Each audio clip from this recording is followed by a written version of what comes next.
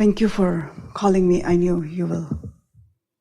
It has to be that way when you know something. When you hope it, there's scattered vibration. When you believe it, there's sometimes a little resistance. When you know something, there's no scatter in your vibration. It makes you very compelling.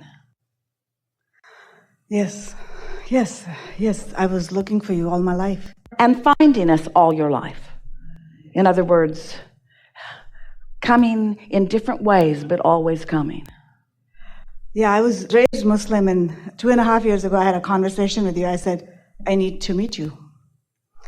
And cut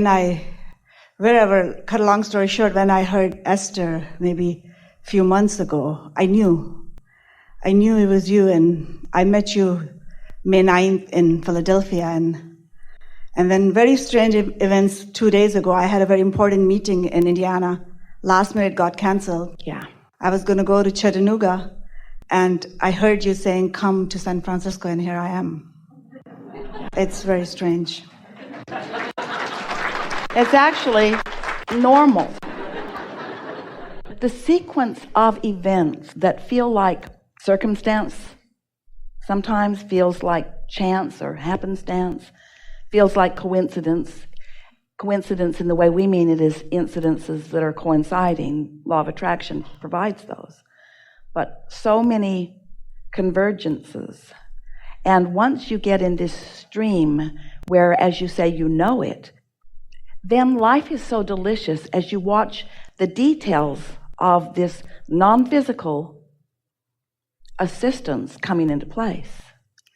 No. We want to tell you just a brief story about that, and we will hear you fully. In Esther's new house, there are some shelves, and she is putting some book collections that she's gathered for a while. And many years ago, Jerry and Esther met a woman in Tucson who had a collection of Mark Twain books. He'd written far more than Huckleberry Finn and Tom Sawyer. And his books are compelling.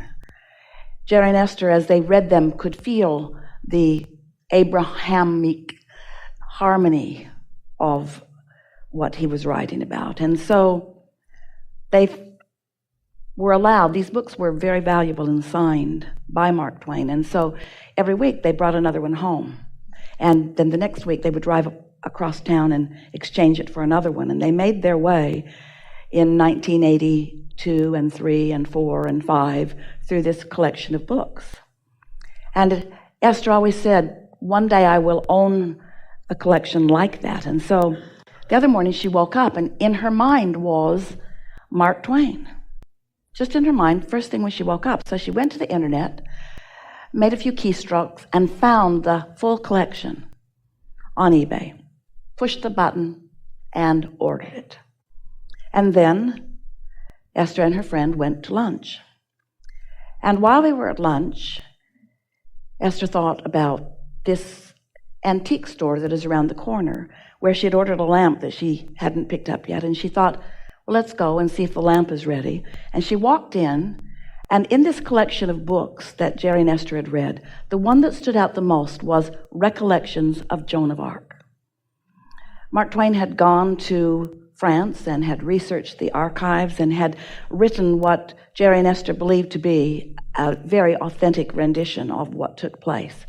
And it had been the most moving, touching thing that they'd ever read, with Joan of Arc doing the same thing that Esther is doing. The vibrational frequency felt exactly the same. It felt so family familiar.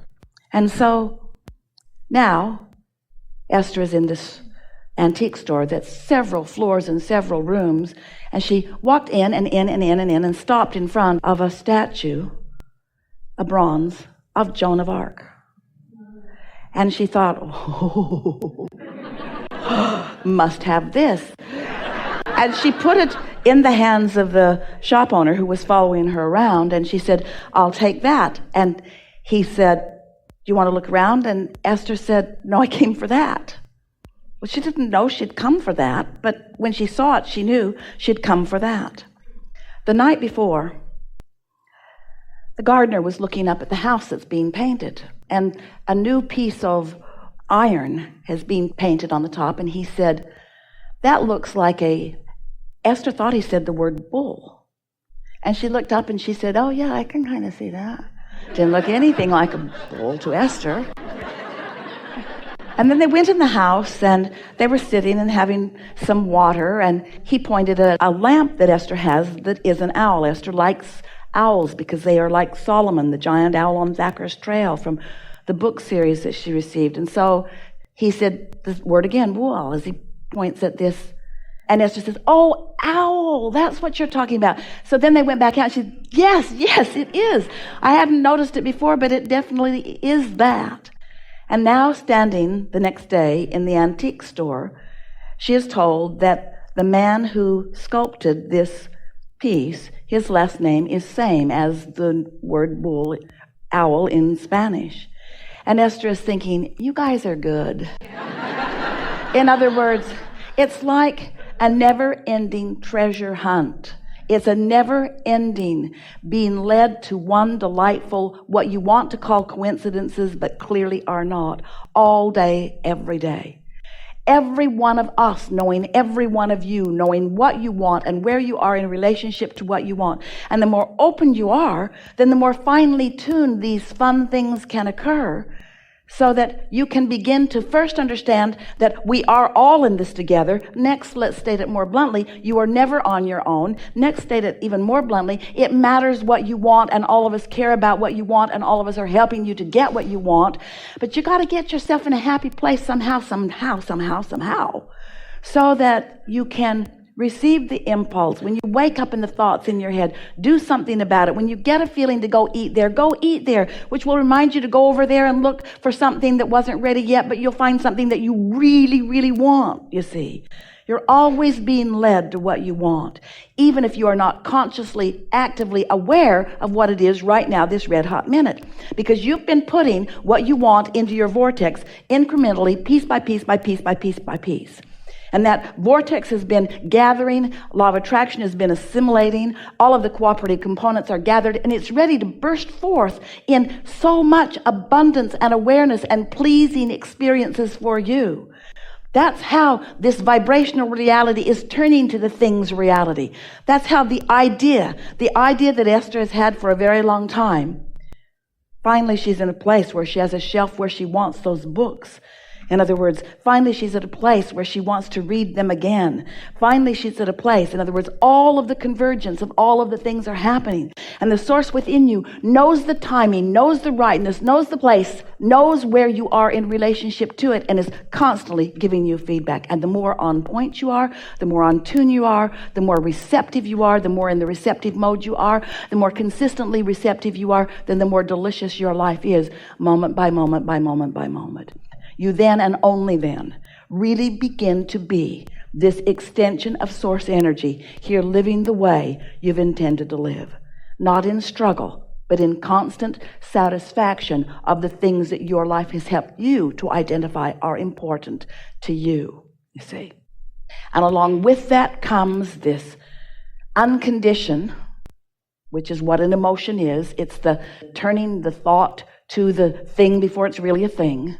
Turning the thought to a feeling before the feeling becomes the condition. It's that unconditioned, that emotion of worthiness that then just washes over you. You just have to feel the importance that you are to source. You just have to know if things that on the human scale of events could be that insignificant, matters that much, that source is guiding you step by step, impulse by impulse. You have to know how important you are to source. Yeah. And so, can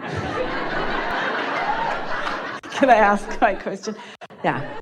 All my life, I would say, it doesn't matter what faith you are, if you look at a person and you don't see God in them, check your faith. But my question is, 2 months ago, I came here for a retreat. I'm a survivor of incest. I'm a child psychiatrist, and I came here with my college friends. They're all physicians, and I'm 48 now, and I fell in love with one of my college mates, and we had this relationship, but 2 months ago, he broke up with me here. We were here for 2 days, and so that's what happened, and back and forth in last 2 days or last week what happened, the way events happen, I'm very busy and there was no chance that I could come here. So this 2 days cocoon where nobody except for a friend of mine knows that I'm here because my phone would never stop. People will be looking where I went. I'm driving my car and I'm saying I'm going to Tennessee. A truck in front of me says Tennessee, and I started paying attention. And I'm thinking, it's happening, but your voice, I'm always listening. You started saying something which only me and my daughter would talk. And then you said, don't go there, and your lover will come to you. A truck came by side, it says Chattanooga, Tennessee, and it goes, and the number plate says doctor is out. I'm just going crazy. I go home and I say, okay, I'm not going there, I guess. And then I'm driving to my work next day, and everything started saying Saturday 25th. I say, okay, I'll only go there if I clearly see somewhere San Francisco Bay Area. And my phone rings, and it says San Francisco Bay Area. And a travel agent says, are you looking for business class tickets to travel to? So, I mean, no, travel agents don't usually call these days. So, sometimes you're denser than others. Sometimes you get it on the first hint. Sometimes you get it on the second hint. Some people never get it at all. No, I'm already sold because I know you who are. So I called my assistant. I said, okay, buy me that seminar and book the hotel. And I didn't know where the seminar was.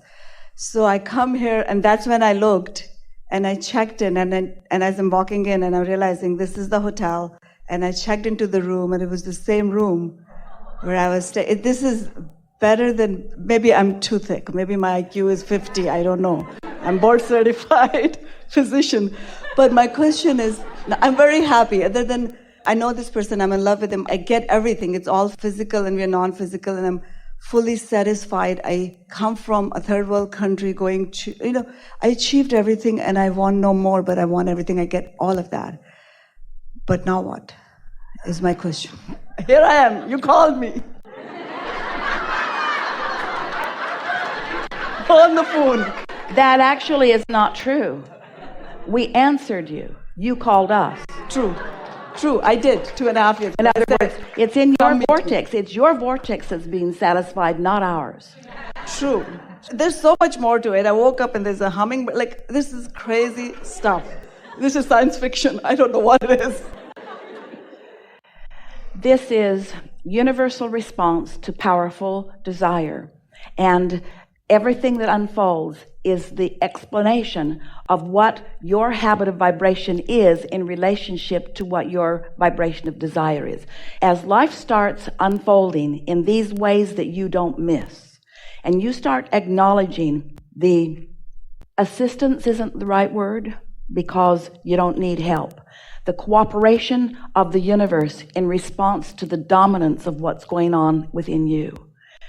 We've been talking about step 1 being life causing you to ask, and step 2 being the vortex gathering, your source standing there in a vibrational reality with everything that you've asked for having come in a vibrational reality.